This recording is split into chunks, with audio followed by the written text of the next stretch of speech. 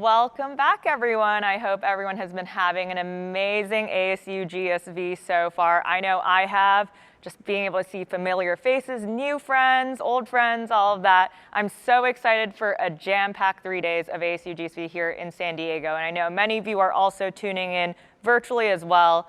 Today, I am so excited here to be with the winners of and grantees of the Yass Prize, which I'll go a little bit more deeply into, but just so excited to share more about the work that the Yass Foundation is doing, but also share a little bit more about what Rapunzel and SOAR are doing in the education innovation space. My name is Claire, and I'm a VP on the GSV Ventures team and part of the ASU+GSV Summit team as well. So I guess to level set and introduce all of you who are tuning in, whether you're walking around in the hallways or tuning in live, the Yass Prize is a year-round effort to find, reward, expand, and accelerate transformational education providers that deliver a best-in-class experience for students. And the Yass Prize is sector agnostic, meaning that its support of innovative education providers range from public, private, charter, micro schools, you name it, anyone and anything that is serving underserved kids and doing innovative work in their field. And so we'll dive a bit deeper into how you all can be involved, but figured we would share a little bit more of Kenisha and Myles' stories because they are actually winners of the Yass Prize. So maybe to just level set and share a little bit more about what you all do, I'll start with you, Kenisha. What does SOAR Academy do? Yeah, SOAR Academy is a micro school network, and we service neurodivergent learners, so students with autism, dyslexia, ADHD, developmental delays, and we incorporate a heavy social emotional component and project-based component for our students to have academic success. That's amazing. And Myles, what does Rapunzel do? So Rapunzel is a digital financial education solution which basically has two verticals. One, our simulated stock trading app, meaning we provide users with 10,000 fictional dollars in which students are able to buy and sell stocks of publicly traded companies and get comfortable with the movement of financial markets because students are so inundated with financial markets these days, and we've seen them adopt some negative practices. So Rapunzel is there to kind of intervene and put students on the right track. In addition to that, we have a full digital financial education curriculum that we work on licensing to school districts. That is so amazing, and it's awesome to hear about the impact I'm sure you all have already had in the spaces that you work in, but also excited to see what you all do with a lot of this prize money. And so I think maybe to learn a little bit more about your journey, how did you all hear about the Yass Prize, and what was your journey to getting there and applying? We heard about the Yass Prize through the VILA Education Fund, which also funds non-traditional education models. And they told us that the Yass Prize was opening up, and we actually submitted our application the night that it was due, like the minute of. And we had no idea that we would become winners. And so since being a part of the Yass family, we've been able to help 15 other schools open and help neurodivergent learners. And not just that, but build sustainability through tax credit dollars and state funding. So that's been a huge piece of what we do. How the Yass Prize has helped us. That's awesome. And so we found out about the Yass Prize through another applicant in Experiential Learning High School in Chicago that said, hey, this is a really open-ended grant that's supporting people that are doing really cool things in education. And we basically just applied and we told the story and here we are. Yeah, that's amazing. I'd love to actually dig a bit deeper also into your stories because you all have built amazing things in this space and clearly are at the forefront of a lot of education innovation. Micro schools, financial education, these are key things that will continue to evolve in the education space. I'd love to actually hear a little bit more, maybe starting with you, Kenisha, your story of how you started SOAR. Sure. So I worked with the No Child Left Behind initiative when President Bush passed that earlier in 2000. And what I saw was students that were unengaged. I saw worksheet packets. I saw computer-based programs that were babysitting kids with severe deficits. So when students come to SOAR, a lot of times they're not reading on grade level. High schoolers are reading at a first grade level. They don't have basic arithmetic skills. And the information is not relevant. They can't connect to it. And so I thought, how can we create something that will be relevant and also bridge the gap? So I started SOAR in my attic 15 years ago with $700, so no money. Oh my gosh. And it's amazing that here 14 years later, we are a micro school, private school network. And it was a homeschool group when we first started. And we became accredited just recently because we want to be permissionless. So we decided to kind of skate the line there with being permissionless, but also being able to access funding for the neurodivergent community to succeed. Yeah, that is amazing. Congratulations on what you've built. Myles, would love to also hear a little bit more how you started Rapunzel. What was the origin story of all of that? Okay, we're gonna do some time traveling. So to give you all a little background, I actually attended a public school on the south side of Chicago. They had a finance-based curriculum, so I started learning about personal finance and the economy and the stock market when I was in first grade. And in sixth grade, each class was given $20,000 of real money to manage. And then on top of that, my mom also enrolled my brother and I in an investment club outside of school where I started investing.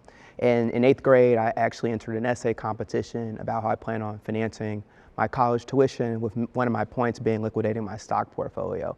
And so the reason that we went there is because one of my prizes was a full ride scholarship to a private school in Chicago. And the first person that I met on the first day of school would eventually be my business partner, Brian Curcio. And we bonded over the fact that we were both teen investors and we were kind of nerdy in that sense. So the kids in our school always knew us as the investment kids. And so now fast forwarding to 2016, we saw the emergence of digital investing platforms. And prior to this, investing in the stock market was not that accessible. So we had a lot of friends who were making really bad decisions as it relates to investing. So we saw a teachable opportunity there. And we initially started with the stock market simulation trading app because before you invest with real money, we figured that students need to practice. And that's what got us excited. And then from that, we just leveraged our experience and we leveraged the stock market to then go build out the full financial education curriculum. So essentially, we kind of took a lot of our upbringing and brought it to the 21st century and digitized it. That's amazing, and it feels like what Rapunzel is doing is allowing every kid to become one of those investment kids. Exactly. Which is amazing. I think one really unique thing about the Yass Prize is to help advance this idea of education freedom movement. How do you all advance that in your respective organizations, and how do you create new opportunities for students across the country?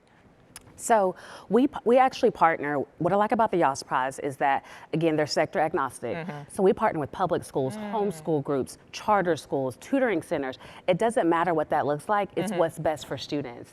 So Georgia recently passed ESA voucher for students, and that is allowing more students to access the education innovation movement. And the Yass Prize was pivotal in allowing us to make the right connections and help legislation pass this year for that. So yeah, I think that I didn't realize how much policy affects education, you know, just the access for families. And so just being in this family has really allowed us to have relationships in that way. And I would say for us, we, in addition to the network that the Yass Prize has offered us, we also partner with various financial organizations to help implement these different programs because we believe that exposure is key. So through some of our different bank partnerships, we're able to support scholarship prizes for students and allow them to come visit the corporate headquarters of the various organizations that are sponsoring private investment competitions. And in addition to that, during the summer, Rapunzel hosts a financial literacy camp for underserved high school students where we teach the Rapunzel curriculum during the day, and then we bring in subject matter experts during the afternoon to create a more contextualized learning experience. But more importantly than that, it's creating a pathway for students from underserved backgrounds to get their feet in the door and to get exposure to the various careers in the financial services world that they may not know exist. That's amazing. As successful winners of the prize, I'm sure there are many potential interested applicants in the audience, just given how many education innovators there are at ASU+GSV. As winners, what advice would you give to someone interested in, building and advancing the education freedom movement? I would say hop in with both feet. I started this in my attic with no money, $700. And 14 years later, we have a network with 15 schools, connections with public, private, charter, homeschool groups. So you're never too small to make a difference in this big pond. And to add to that point, I think when you are going up, or challenging the status quo, it can be daunting. So to be a part of the Yass network around people that share a similar thinking is great because it's basically like pooled resources to help you advance your initiatives because we all have that same shared goal. So I would encourage anyone that's in the education space to definitely check out the Yass Prize because it can work wonders and it's truly transformative for organizations. Yeah, awesome. And so to, I think, give a little bit more details for those of you who are interested in applying, this year the Yass Prize is awarding $20 million in prizes. There's a $1 million grand prize, as well as 9 500K prizes for finalists, as well as 40 200K prizes. And for those of you who are interested in applying, the deadline is actually in a couple of days. So there's still a lot of time, and I know a lot of you tuning in are actually doing a lot of this important work in innovating in education. So be sure to check out everything on the Yass Prize. And then would definitely recommend checking out some of the amazing work that Kenisha is driving at SOAR, and also what Myles is driving at Rapunzel. What are your website, or what's the best way to reach both of you for those tuning in? Yeah, you can find us on social media channels at Rapunzel LinkedIn. Investments. We'd like to keep it real simple, same with LinkedIn, and we live on our email, so we're really accessible. Ditto. Amazing. Wonderful. So whether you're interested in the Yass Prize, interested in learning more about SOAR or Rapunzel, you know where to reach them. And thank you so much for all of you tuning in. We hope you are having an amazing ASU+GSV and excited for so many more activities to come.